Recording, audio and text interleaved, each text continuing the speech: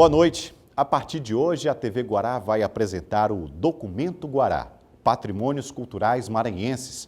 O Documento Guará é uma produção da TV Guará e tem a proposta de ser a síntese de temas relevantes para o Estado. Serão exibidos 4 episódios que vão contar histórias, mostrar memórias, revelando diversos aspectos da cultura e das construções política, econômica e social do Maranhão. Convidamos pesquisadores, artistas, figuras importantes para participarem do Documento Guará. São eles que vão narrar aspectos de fatos que aconteceram nas diferentes épocas, fazendo uma viagem do tempo e, principalmente, mostrando os rumos que foram seguidos nas diversas áreas.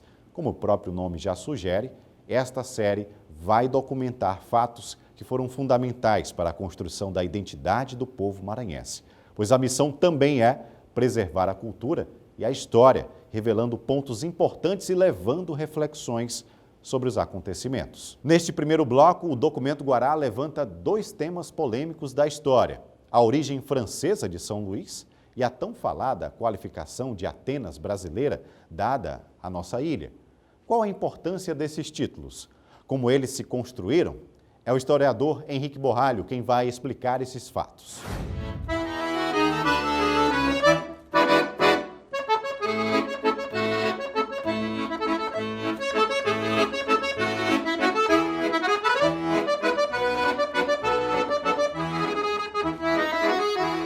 A Upanuaçu, que significa Ilha Grande em Tupi-Guarani, passou a ser chamada de São Luís em homenagem a Luís XIII, rei de França. No começo de sua história, a ilha foi desejada pelos franceses, que a queriam França equinocial, invadida e saqueada pelos holandeses para controle do comércio. O certo é que passaram por aqui os franceses em 1612, os holandeses que ficaram até 1645. Mas foram os portugueses que conquistaram São Luís e, a partir daí, começaram a sua colonização. São Luís se desenvolveu cidade colonial portuguesa. No traçado arquitetônico, no comércio e costumes, a cidade de porcelana, nome que remete aos azulejos das fachadas dos casarões do centro histórico, vem trazendo ao longo dos anos uma herança rica, um tecido urbano preservado e muita história para contar. E qual é a história da São Luís francesa?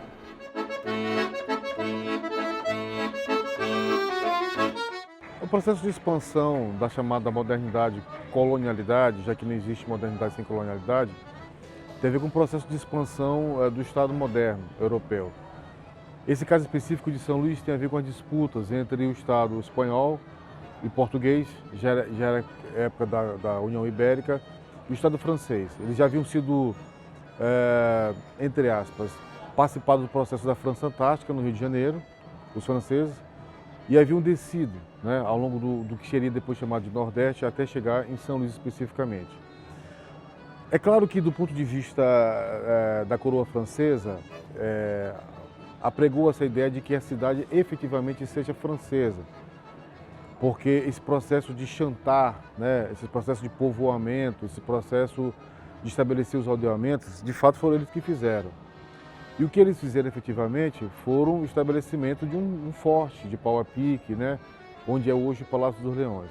A grande controvérsia se relaciona ao fato de que há uma discussão sobre o que efetivamente fundar.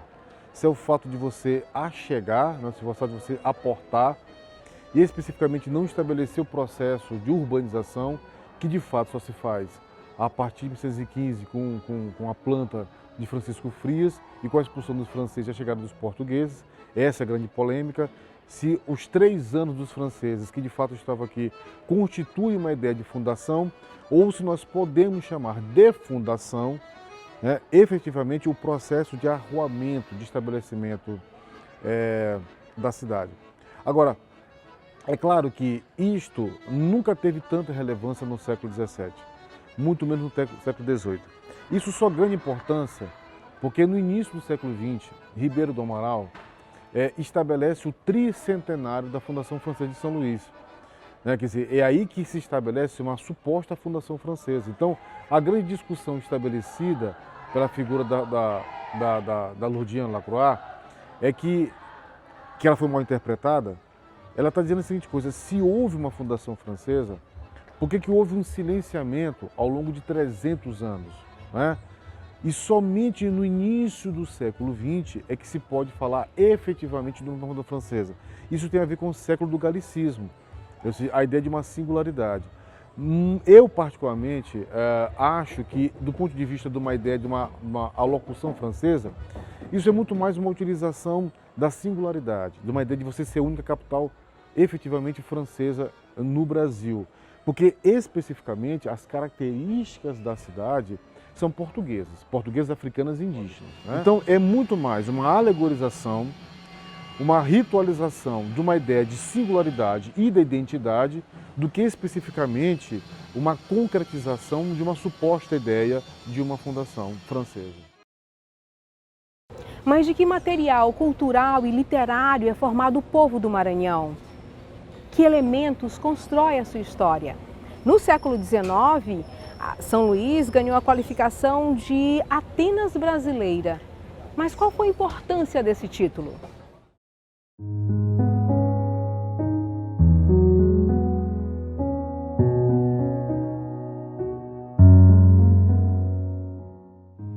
No século XIX, São Luís recebeu a qualificação de Atenas brasileira. Ali, literatura e política andavam de mãos dadas. Mas como este conceito surgiu? Qual a importância teve esse movimento como elemento de construção de uma identidade? De acordo com o historiador Henrique Borralho, a Atenas brasileira abrangeu uma lista de nomes símbolos. Eram tipógrafos e jornalistas, presidentes de províncias, poetas, cronistas.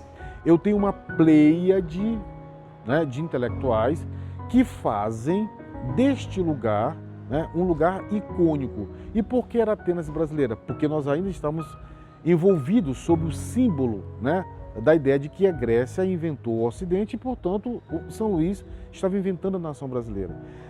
A Atenas servia para quem? A Atenas servia para duas questões. Primeiro, para a província.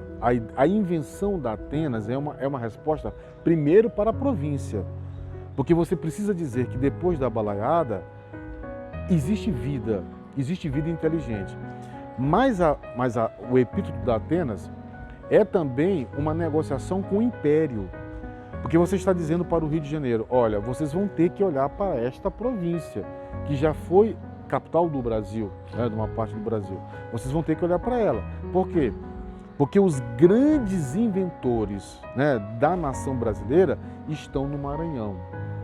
Então, é claro que quando você tem a reprodução de um tipo de discurso desse, né, basta você pegar os jornais da época que eu analisei, os suplementos, né, quer dizer, quando você tem uma reprodutibilidade da ideia de que aqui é um lugar de genialidade, você está formando e influenciando para que outras gerações acreditem nisso.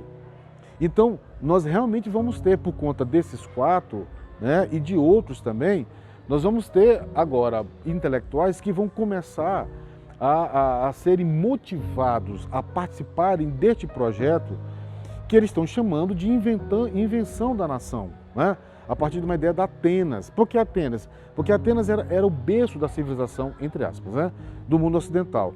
E São Luís era o pai, né, da nação brasileira, com a poesia, com o jornalismo, com as traduções e com a própria literatura, entre outras questões, além de Gomes de Souza, além de outros, né?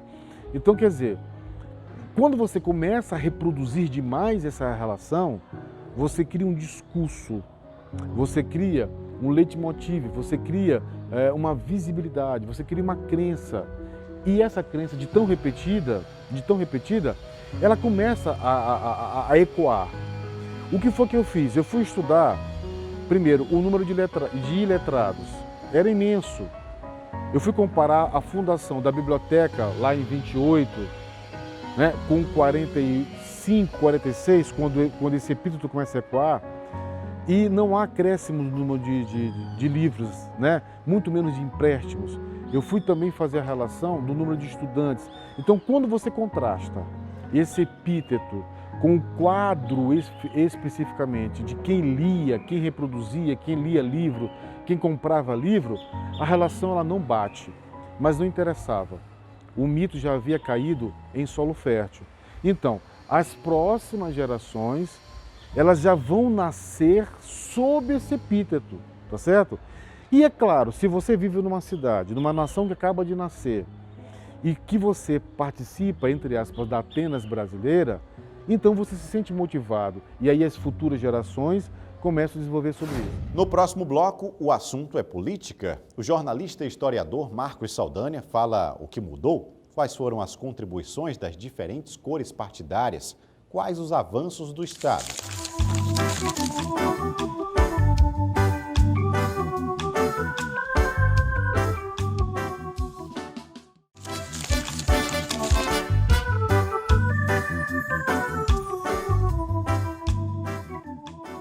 Documento Guará está de volta. Neste bloco, o assunto é política.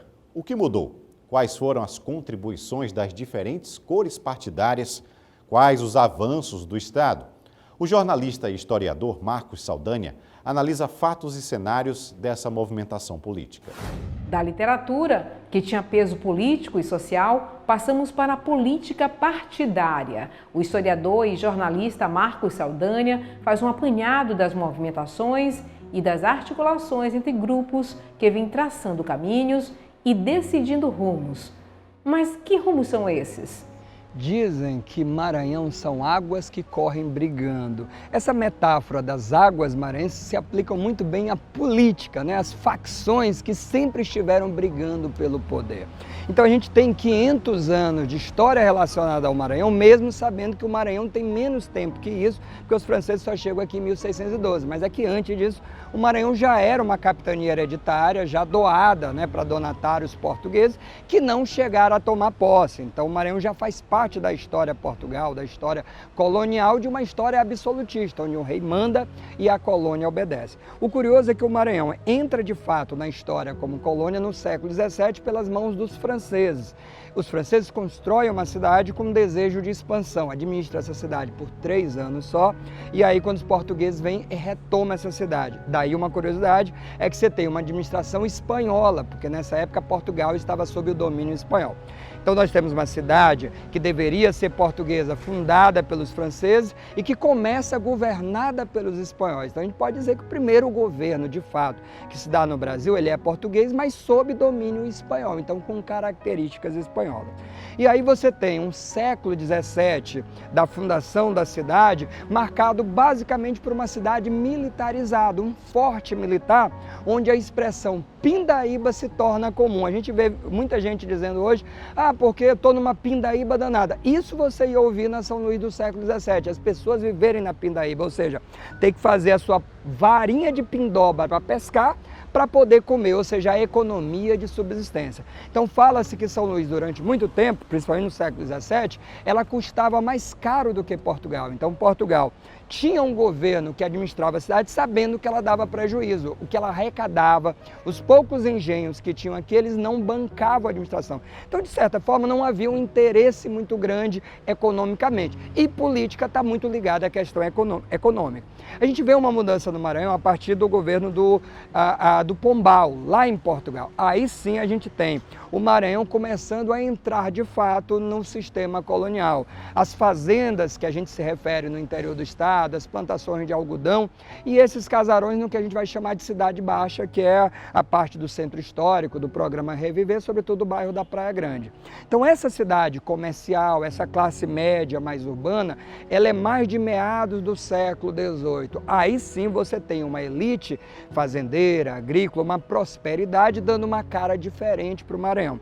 Muitos dos casarões que o turista vem e visita, eles são dessa época. E eu marco esse período como um período curioso, porque a gente ouve muito falar em crise. Porque o Maranhão está numa crise e a gente vive numa crise. Curioso que a gente vai viver o século XX inteiro e até mesmo uma parte do 19, a palavra crise vai definir muito a política maranhense. Seja um político de oposição ou de situação, a palavra crise ela vai estar presente lá. Por quê? Porque a memória do maranhense sempre vai ser daquela época de prosperidade, da época do Marquês de Pombal, do Melo e Povas, aqui governador do Maranhão, quando você tem ali um boom de desenvolvimento comercial, mas vale lembrar numa cultura que era agroexportadora. Então nós nunca tivemos uma prosperidade enquanto uma economia independente, autônoma. Se a economia não é independente, a política nunca será independente. Então, quando você chega no século XX, você está vindo de uma São Luís que era rural, que era agrária, que era pobre, com baixa escolaridade, que era periférica, que não era uma cidade importante no eixo econômico, e um estado que também tinha essas mesmas características. O norte já tinha perdido importância, por exemplo, para a região sudeste, que se industrializava muito rápido. Mas ainda assim, no final do século XIX, você tinha tido algumas indústrias, como a cânhamo, né? A Santa Isabel, e isso rapidamente e de uma forma, eu não vou dizer precária, mas ainda não se trata de uma industrialização de tecnologia de ponta, com o maranhense de fato investindo em ciência e tecnologia. Então, quando você chega no século XX, você tem um passado inteiro para se lembrar. Uma época da Praia Grande de comércio muito próspero e uma época de indústrias no final do século XIX, dando a ideia que o Maranhão finalmente ia deslanchar, o que de fato não acontece. Então você vai ter durante todo o século XX, principalmente nos primeiros 40 anos, o discurso de crise por todo político sempre sendo lembrado. E o Maranhão sempre na mão de oligarquias, grupos pequenos que vão se revezar em ciclos de 10, 15, 20, até 30 anos, né?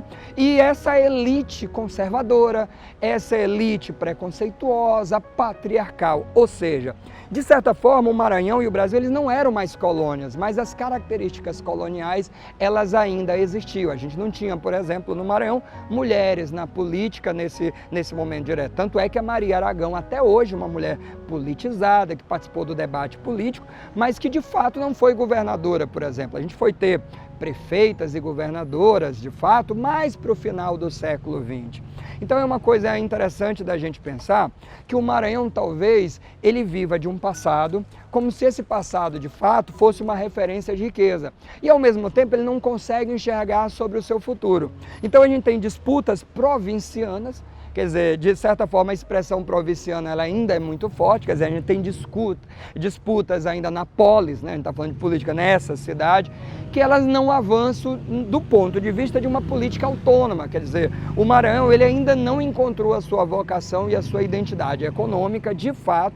Então, na política, ela sempre vai ficar periférica. É por isso que a gente vê, ainda hoje, quando você discute eleição no Maranhão, seja para governador, seja para senador, seja para deputado, você está sempre vinculado ao cenário nacional que vem do eixo Rio-São Paulo. A gente sabe que o centro da política é Brasília, mas o centro do poder econômico ainda é o Sudeste. Então, o Maranhão, ele continua sendo periférico nesse sentido. E a política ainda fica orbitando nesse sentido. Então, como a relação entre política e economia ela é muito forte, a gente ainda não conseguiu encontrar um caminho econômico de prosperidade que consiga dar um caminho político de autonomia. Então você tem ciclos que dizem que apresentam a modernidade, o Sarney é o melhor exemplo disso, né? Foi eleito um político que surge nos anos 50, começa as suas eleições de deputado e depois chega a ser governador a partir dos anos 50 com um discurso da modernidade. Mas quando ele ganha nos anos 60 a eleição, o que ele faz é uma reacomodação de forças. E o que a gente vive hoje talvez seja isso. A gente precisa saber se ao final desse ciclo que a gente vive hoje na política, nós teremos tido uma ruptura, uma mudança, um legado político de um novo pensamento, porque isso a gente só pode avaliar no futuro, se de fato for feito, ou se de fato o que aconteceu foi só um reordenamento de forças. Se é isso que aconteceu, a gente não tem nenhuma mudança, a gente vai ter mais do mesmo. Então existem aqui e ali atitudes politicamente inovadoras, momentos, quer dizer, você tem uma senadora, você já tinha tido o governador, você teve prefeito, mas você não pode dizer que as mulheres já são protagonistas na política, ou sequer que você tem uma política mais feminina de fato, por exemplo. Você pode pensar que hoje a gente vota, a gente escolhe o nosso representante. O Maranhão teve interventores, né? Em época de ditadura, senadores biônicos, governadores que foram mandados sem a eleição popular. Isso aconteceu em vários momentos do século XX, não só na década de 60 e 70. Hoje você vota, mas a gente precisa lembrar para as pessoas que nem sempre votar significa democracia. O voto é um elemento da democracia. A democracia ela se faz com a participação popular, com o engajamento e com o envolvimento. Então você tem momentos da história do Maranhão em que a população ela tende a participar um pouco mais e a ser protagonista em movimentos sociais, econômicos e políticos. E tem momento de maior acomodação. Então, essas forças que vão se reordenando no Maranhão, elas no máximo conseguem fazer esses movimentos de reordenação. Mas ruptura mesmo, com participação popular, inovadora e efetiva, talvez esse seja o futuro que a gente deseja para superar essa tal dessa crise que não tem fim nunca. No próximo bloco, falamos dos ciclos econômicos do Estado, do extrativismo do Babaçu até a movimentação atual dos portos. Você vai saber por que já fomos chamados de Manchester do Norte daqui a pouco.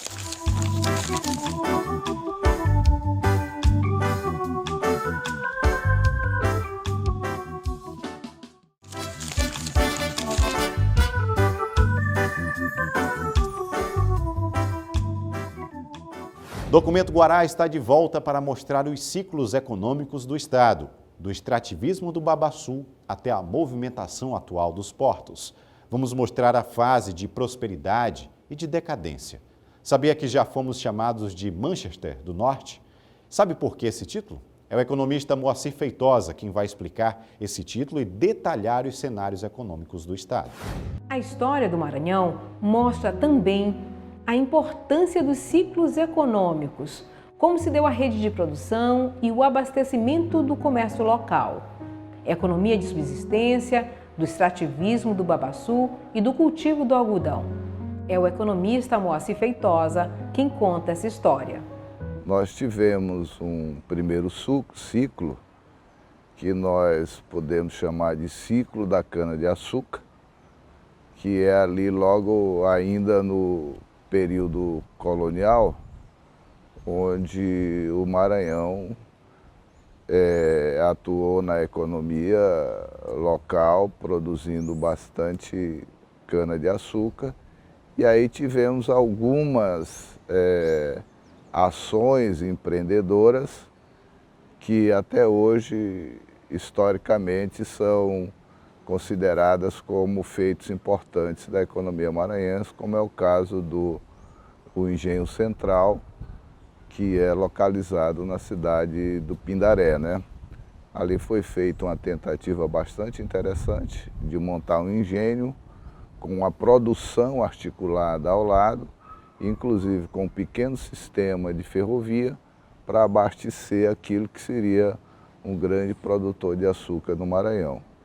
Isso tudo acontece juntamente com a agricultura feita na roça, que aí, mais tarde, aparece um ciclo extremamente importante, que é o ciclo econômico da produção de arroz, onde o Maranhão se destacou como um grande produtor de arroz, um grande comercializador de arroz.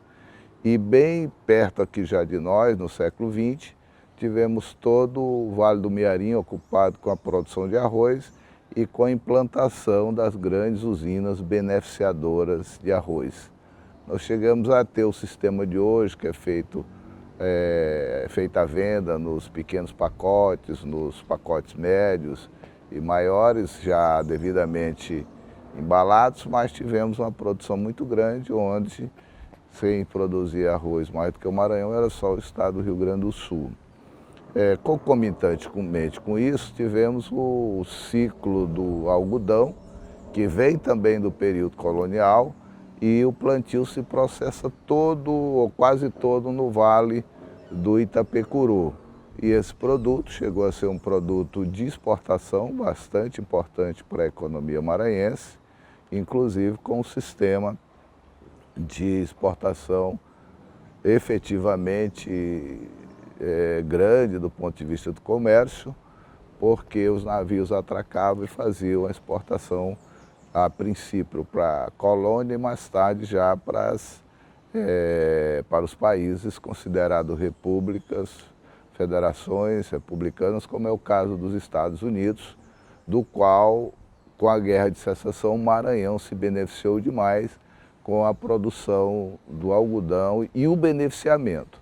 O beneficiamento do algodão foi bastante interessante, foram implantadas várias fábricas de produção de fios de algodão e essa atividade praticamente ela foi regionalizada em 3 espaços bastante interessantes do Maranhão. A região de Caxias, a região chamada dos Cocais, né? A região de Codó, em Codó, hoje é a cidade, e centralizadas muito em São Luís do Maranhão, né?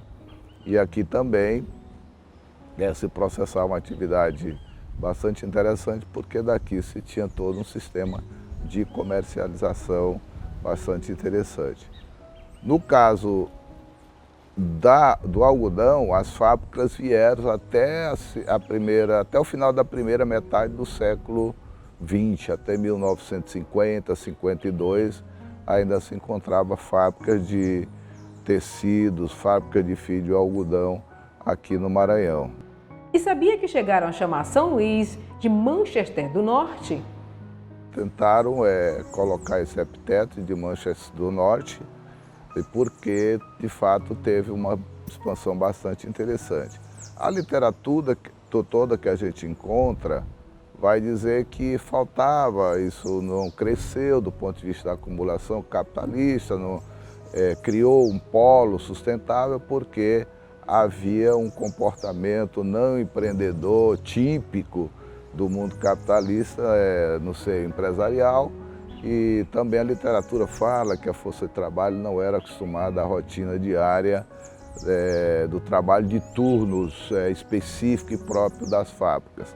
Mas, na verdade, quando eu vou estudar isso a cada vez mais com profundidade, a gente vai verificar que certamente o sistema de crédito não foi suficiente, o sistema de integralização para que a atividade tivesse suporte de giro bastante significativo e permitisse a acumulação com a geração de grandes excedentes, pudesse ter acontecido de forma que isso tudo acabou ficando como saudade na história do Maranhão. Então, na verdade, eu diria, você tem o ciclo do açúcar, eu não vou poder datar aqui, mas você tem o ciclo do açúcar, que já vem do período colonial, você tem o ciclo da produção de algodão chegando na indústria de tecelagem, no caso do açúcar chegando a algum tipo de engenho, você tem um ciclo de produção bastante interessante da roça, com a produção do arroz. É claro que não modernizou porque ficou na unidade roça, onde a família se reunia em torno daquela atividade rudimentar para produzir o arroz. Tivemos o ciclo do óleo de babaçu com o esmagamento, para a produção de óleo bruto, depois os refinados óleos, tanto é que você ainda tem lembrança desse período na própria Oleama, que resistiu e resiste até hoje, e você tem uma experiência nova que está acontecendo agora no momento, na região de Porto Franco, com a implantação de um polo industrial bastante interessante. Eu não tenho ido lá, mas eu tenho percebido. E nós vamos chegando a essas atividades de tal forma que mais tarde, já no final ali do século XX, ou no final do século XX, então no século XXI, você tem a implantação da monocultura da soja, que também permite um processo de industrialização com o esmagamento agora do óleo de soja, mas cujo foco principal é efetivamente a exportação via Porto do Itaqui. Na verdade, o Maranhão teve esse ciclo todo, alguns desapareceram, outros ainda estão ficando e tem essa parte nova da economia que está estabelecida aí com a produção da soja. E aquela parte antiga que vai ficando, como é o caso ainda do esmagamento do óleo babaçu, ele está se dando muito em termos de atividades cooperativas, como é o caso da cooperativa das quebradeiras de coca, de Lima Campos, não é?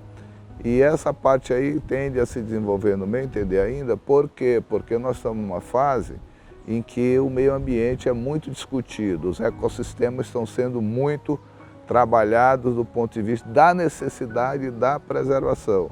E os países que estão trabalhando com as oleaginosas, eles também estão tendo barreiras. Você só coloca ali naquela região, por exemplo na Europa, produto que seja ou nativo ou que seja de atividade florestada e não mais de derrubada da floresta de forma predatória, né? Você vê agora a COP deixou isso muito bem claro. Eu tenho a impressão que a economia do Maranhão pode voltar a se articular, a se estruturar em torno do porto, né?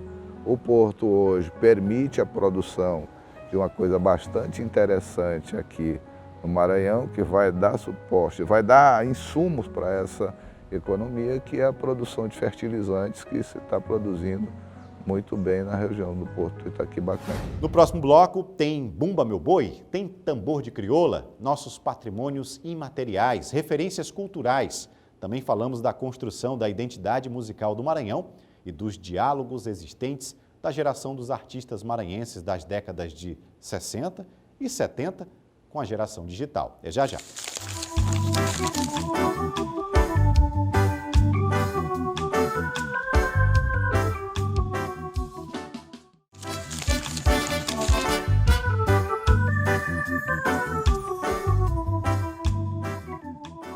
Estamos de volta. Neste último bloco, o assunto é folclore e música.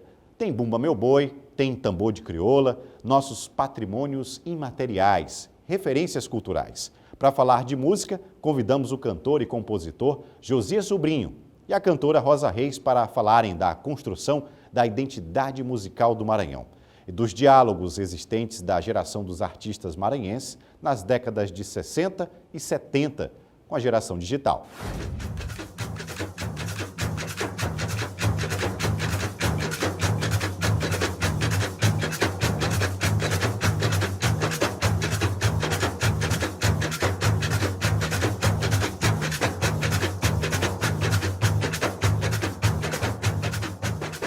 Terra de riquezas, desejada por muitos, herdada por poucos, cantada por poetas.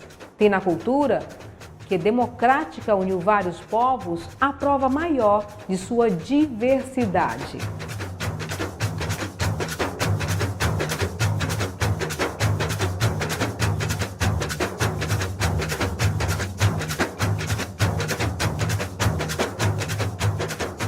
Não é de se admirar que seu folclore se destaque. Como o Bumba Meu Boi, que recebeu em 2019 da Unesco o título de Patrimônio Cultural Imaterial da Humanidade, e o tambor de crioula, reconhecido em 2007 como Patrimônio Imaterial da Cultura Brasileira pelo Instituto de Patrimônio Histórico e Artístico Nacional, IPHAN. O Bumba Meu Boi é folguedo, fé e devoção.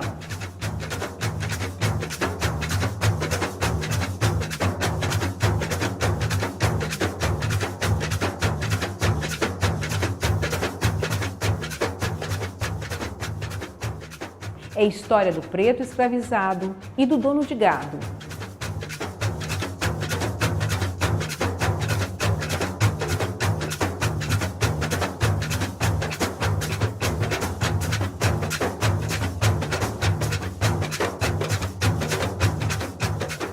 E a história do desejo da mulher preta grávida que estava acima do bem e do mal.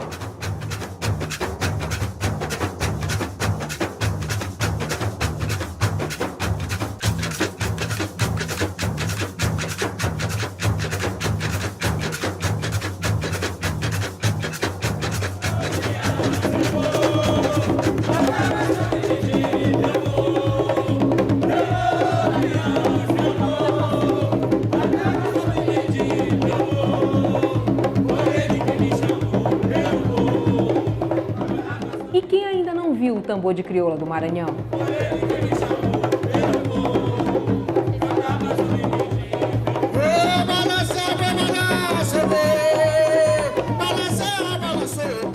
matriz afro-brasileira, é dança, canto e percussão em louvor a São Benedito.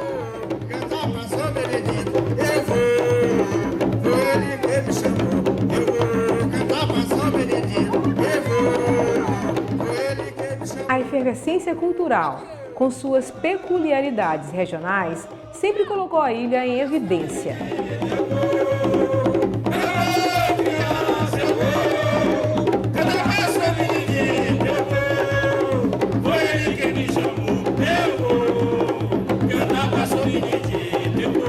A música, que foi se construindo nas décadas de 60 e 70, é prova disso. Quem faz essa viagem de volta para relembrar essa história é Josias Sobrinho. Bom, essa história, ela começa a se consolidar nos anos 70, né? Porque antes dos anos 70 você tinha-se uma música com alguma identidade, muito pouca, né? Era mais geográfica no sentido de falar a respeito, assim, às vezes muito por alto, né? Mas você não tinha a presença da rítmica, né? Da coisa elaborada pelo povo durante os séculos todos, históricos e tudo mais. Nos anos 70 isso começa a se dar. Eu estou nesse momento, começando a fazer música, com a decisão, com a firme decisão de fazer música dessa forma. Porque eu passei 2 anos em Belo Horizonte e foi quando eu comecei a compor. E lá em Belo Horizonte eu descobri que quando eu cantava as coisas que faziam essa relação, que falavam do meu lugar, da minha origem, as pessoas me viam de outra forma. Antes disso, me chamavam de baiano. A partir do momento que eu comecei a cantar essas coisas de Maranhão, que eu lembrava da infância, que as coisas estão guardadas e tal, eu passei a ser chamado de Maranhão. Então isso para mim foi muito importante e decisivo, porque eu descobri naquele momento que a relação com a cultura popular, com o berço, com as coisas da infância, todo esse universo trazia um elemento muito forte para uma obra de arte, poderia trazer, né, a coisa que eu estava querendo fazer, porque trazia justamente a identidade. E nos anos 70, a coisa da identidade era uma prerrogativa que é presente na juventude, né? Buscava-se muito isso. Os movimentos sociais todos da juventude tinham essa característica. E a música popular brasileira já fazia isso, tinha feito isso, já com sucesso, né? Com a música da Bahia, né? Que não começa ali, mas desde sempre tinha as características das coisas da cultura popular muito presentes, mas você tinha também na cena nacional, você já tinha o pessoal do Ceará, tinha os mineiros muito presentes, né? Além da cena de samba toda. Então, quando eu decidi fazer música, eu quis fazer uma música que pudesse trazer alguma contribuição para a história do povo do Maranhão. Então, como é que se faz isso? Se faz isso indo na fonte, né? Mergulhando na fonte e buscando essas informações e essa construção, indo de encontro a essa construção. E falar desse movimento artístico na contemporaneidade, sem citar o movimento que nasceu no Casarão de número 42, na rua Jansen Miller, é suprimir parte importante da história. Quer dizer, eu vejo aquele momento como uma confluência de desejo, de vontade de fazer música que se encontra ali numa juventude, numa geração nova. Porque, veja só, nesse momento, você não tinha em São Luís, você não tinha espaços onde tivesse uma música sendo cultuada, as pessoas pudessem ouvir, né? Você não tinha nem barzinho onde se tocasse voz e violão, isso não existia, né? Você tinha-se as bandas de baile, né, que tocavam as músicas de sucesso, né, que tocavam no rádio, que eram um sucesso, tanto música brasileira quanto música internacional, os conjuntos, né, de baile. Então nós quebramos um paradigma que você não tinha música autoral em canto nenhum na cidade, né? Algumas das experiências tinham. O pessoal da universidade tinha um grupo chamado Terra e Chão, né, que estava fazendo isso e tal, mas era um grupo que era subvencionado pela universidade.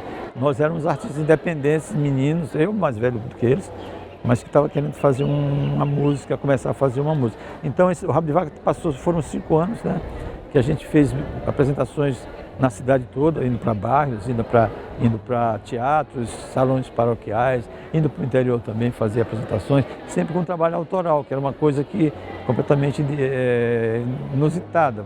O Bandeira de Aço diz muito disso, desse pensamento, né?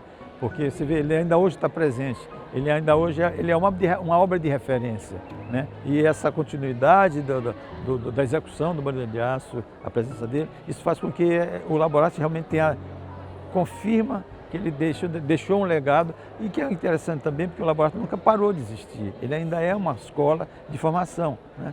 Não é tão mais voltado para a música, para o teatro, é muito mais ligado à cultura popular. Parece que a vontade dele, né, de inicial, né, de conhecer aquilo, né, entregou ele nos braços da cultura popular. E é onde realmente ali se dá muita coisa muito estreitamente ligada à cultura popular, que é muito importante. A música do Maranhão atualmente ela tem muitas caras, é muito facetada, né, porque ela tem esses traços da cultura popular, eles ainda estão presentes. Você pode ver que volta e meia um artista novo está fazendo isso, está buscando ali informações, mas você tem toda uma cena diversa pra caramba, onde tem muita gente fazendo música. Na minha geração tinha pouca gente que queria fazer isso, porque tinha também poucas formas de fazer e ferramentas para fazer. Hoje com a internet, né, com essa possibilidade infinita de criação, de divulgação e de circulação de música, você tem música em todo momento. Se grava qualquer, sabe, as formas de gravar, né, são muito mais democráticas, né. Hoje em casa o senhor pode gravar um áudio bom, né, bem finalizado, pode mandar mixar nos Estados Unidos, no Canadá. Eu faço masterizações no Canadá, por exemplo, facilmente, imediatamente que manda, já recebo, 10 minutos depois já está chegando um single que eu estou querendo lançar, eu posso fazer isso. Então, é muito rico, né? Você tem muita gente produzindo, muito músico de excelente qualidade, intérpretes geniais, entendeu? Eu acho que nós estamos ainda preparando uma grande cena. Uma grande cena está sendo elaborada. Claro, está tudo sempre em elaboração, né? Não tem nada está terminado, nada está acabado. E é bom, né, que esteja sempre em construção. E com essas trocas, né? É muito legal isso que está se falando. O cinquentão Laboratório de Expressões Artísticas, o Laborarte, é um marco da cultura maranhense contemporânea. Além de ser referência, dialoga com a música dos tempos digitais. Rosa Reis, atual coordenadora do espaço, fala da importância do Laborarte, compara as épocas e fala da missão de manter o espaço vivo. Que são muitas atividades que a gente faz, porque a gente trabalha com dança, música, teatro, cultura tradicional, capoeira. Ao mesmo tempo você tem que manter a casa organizada, quer dizer, então são várias tarefas que a gente desenvolve nesse período. Que a gente está aqui trabalhando na coordenação, que é o meu caso, né? E a gente aqui, nós mesmos que fazemos tudo. Então é assim que acontece aqui. Então é um trabalho dinâmico o ano inteiro, você não para, né? Agora, como é que esse cinquentão Laborarte dialoga com as novas gerações, essa geração de músicos da internet, que tem até mais, digamos, uma facilidade de divulgar seu trabalho? De que forma ele dialoga? Então eu perguntaria em seguida, qual é a lição que o Laborarte tem a deixar para essa nova geração? Bom, a lição é que a gente não pode desistir nunca, né? O Laborarte está chegando aí, está fazendo 50 anos agora e sozinho, né? Resistindo, porque, como eu te falei, a gente sobrevive das nossas produções. E hoje a gente divulga nossas histórias aí na internet, né? E recebe também muitas informações.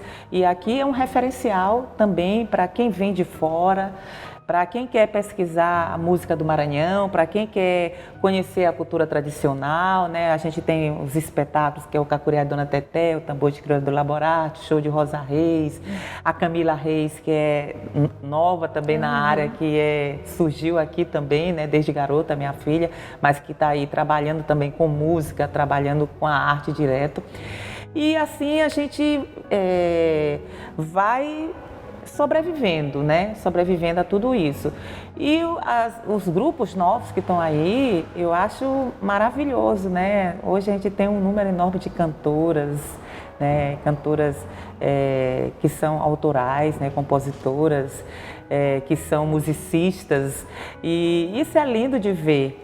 Eu me lembro que no período, na década de 70, eram 3 ou 4 cantoras. Era eu, Ângela, Célia Leite, depois veio Célia Sampaio. Então eram poucas mulheres nessa cena musical. E hoje eu acho que a presença das mulheres é bem forte, né? Eu acho até que elas estão num processo muito maior do que os homens, estão num processo de divulgação, de história, de lutar, de batalhar, né, pela sua arte do que hoje os homens, né? Então, eu acho que o Laborarte tem dado a sua grande contribuição dentro da cena cultural da cidade, né? É um espaço que aqui, esse casarão, onde acontece de tudo, né? Acontece muitas coisas e a gente vê a turma nova sempre chegando, sempre presente, sempre querendo participar, sempre querendo conhecer, querendo atuar. Então, isso é muito importante. E o tempo que passa em um movimento incessante de construir novidades e revisitar o passado para se reinventar e, assim, deixar de legado importantes heranças culturais. Este primeiro episódio do Documento Guará fica por aqui.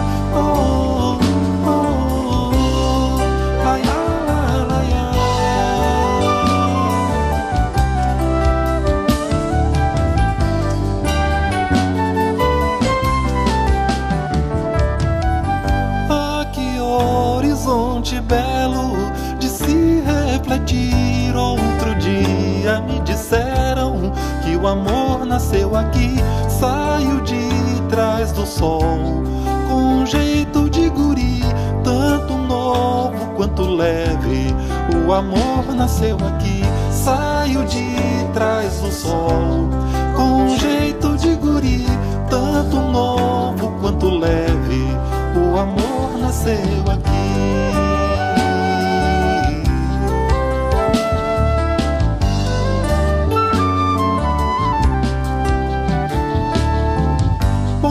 Da areia, olho d'água e Araçagi, mesmo estando na raposa, eu sempre vou ouvir a natureza me falando que o amor nasceu aqui. A natureza me falando que o amor nasceu aqui.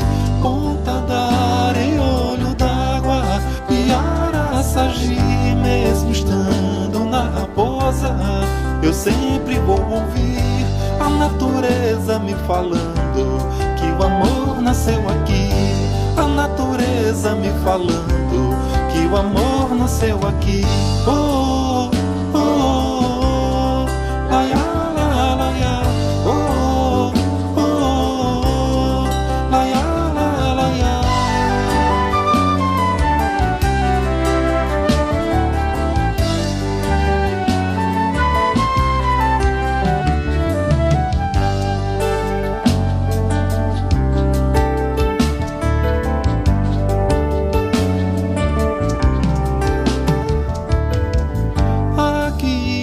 Inexata, quando toca o coração, eu te toco, tu me tocas, cá nas cordas do violão. E se um dia eu for embora, pra bem longe desse chão, eu jamais te esquecerei. São Luís do Maranhão, eu jamais te esquecerei. São Luís do Maranhão. E se um dia eu for embora, pra bem longe desse chão, eu jamais te esquecerei. São Luís do Maranhão, eu jamais te esquecerei.